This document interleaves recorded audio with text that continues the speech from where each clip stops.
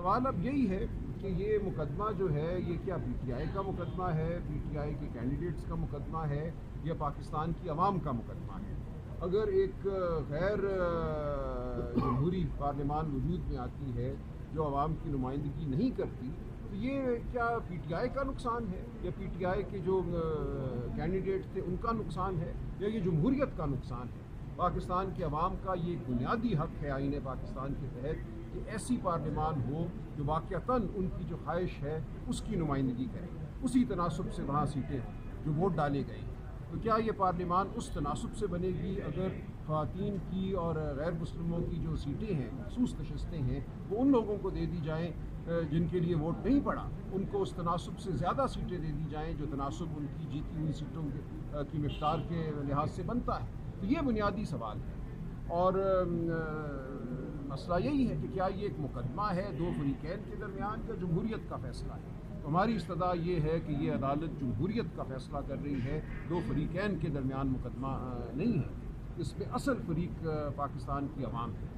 اچھا سر، وہاں پہ کوئی فیک آئی ڈی کے بارے میں بھی جج صاحبان سے کوئی ذکر ہوا، وہ کیا سین تھا؟ نہیں، میرے ذہن میں ایسا کوئی سوال نہیں ہے، کوئی فیک آئی ڈی۔ جیسے مسرت ہلالی صاحبہ نے کہا ہے کہ جب یہاں جواب نہیں دے پاتے تو فیک آئی ڈی سے جواب دیں گے۔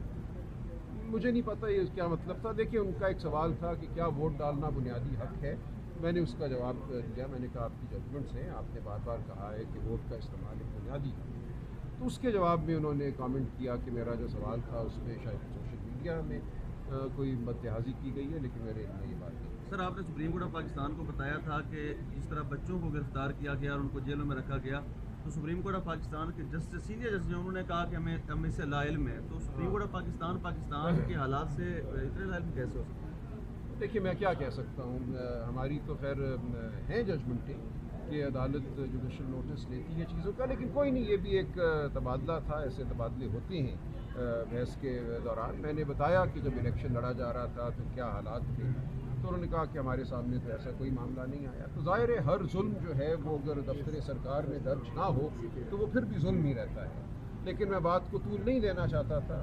ہمارا مقصد تو یہی تھا کہ جو آئینی قانونی بات ہے، جو حوالے آئینی میں دینا چاہتا ہوں، جو ججمنٹس پڑھنا چاہتا ہوں، بات اس طرف مبذول ہو۔ لیکن اس قسم کے مقدمات میں بالکل ایک گفتگو رہتی ہے عدالت کے ساتھ، جج صاحبان کے اپنے کچھ سوالات ہوتے ہیں، کچھ ان کے تبصرے ہوتے ہیں، یہ سب معاملہ ایک آئینی مقدمے کا ایک طرح سے حصہ ہے۔ اچھا سلمان اکبر اور راجہ صاحب، یہ جو کیس ابھی چل رہا ہے مخصوص نشستوں کا، یہ کتنا طویل ہو سکتا ہے؟ مزید کتنے آپ دلائل دیں گے؟ کب تک میں یہ تو کل فیصلہ ختم کر دوں گا انشاءاللہ۔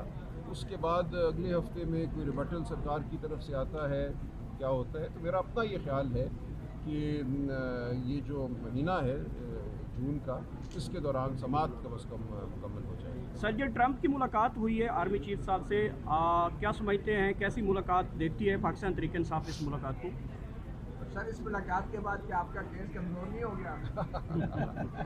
دیکھیں، اگر ٹرمپ صاحب نے فیصلے کرنے ہیں ہمارے ملک کی عدالتوں کے لیے تو پھر میں کچھ نہیں کہہ سکتا، لیکن میرا نہیں خیال۔ دیکھیے، ہم عدالت میں آتے ہیں آئین اور قانون کا سہارا لے کر، آئین اور قانون کی بات کرتے ہیں، جمہوریت کی بات کرتے ہیں، انسانی حقوق کی بات کرتے ہیں، یہ ہم کرتے رہیں گے۔ باہر کیا ہوتا ہے، فرشتے کیا سوچتے ہیں، ہمیں اس سے کوئی غرض نہیں ہے، ہم بہرحال اپنی بات کرتے رہیں گے۔ سر، خان صاحب کی طرف سے یا پی ٹی آئی کی طرف سے کوئی واضح موقف نہیں لیا گیا اس ملاقات کے بارے میں، اور خاص طور پہ ایران پر اسرائیل کے حملے کے حوالے سے کیا کہیں گے آپ؟ دیکھیے، پی ٹی آئی کی طرف سے بالکل موقف لیا گیا ہے۔ خان صاحب سے آج کی ملاقات مشکل کر دی گئی ہے، اس لیے گفتگو اس طرح سے نہیں ہو پا رہی، ان کا موقف ہر معاملے پہ کچھ تعطل سے سامنے آتا ہے، لیکن پی ٹی آئی بالکل اپنا موقف دے چکی ہے۔ ہم اس جارحیت کے خلاف ہیں، ہم ایران کی عوام کے ساتھ کھڑے ہیں۔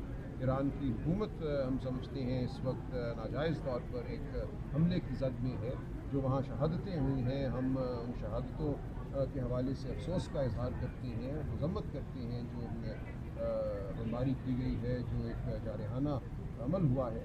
تو ہم متفکر بھی ہیں کہ اس کا ملک کے امن پر کیا اثر ہوگا۔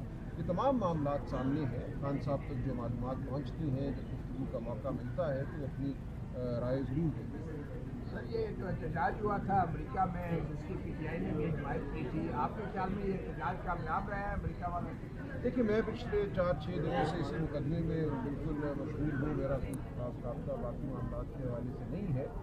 मुझे नहीं पता कि कामयाब क्या होता है एहतजाज और कब एहतजाज का काम होता है।